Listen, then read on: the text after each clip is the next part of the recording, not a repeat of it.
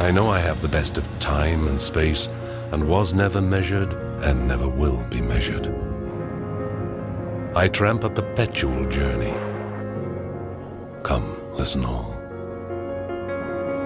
My signs are a rainproof coat, good shoes, and a staff cut from the woods.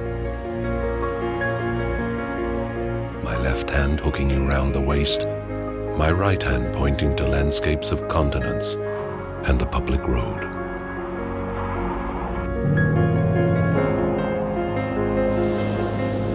Perhaps you've been on it since you were born and did not know.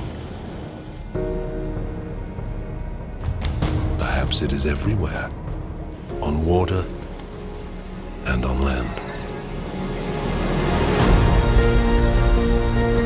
This day before dawn I ascended a hill and looked at the crowded heaven, and I said to my spirit,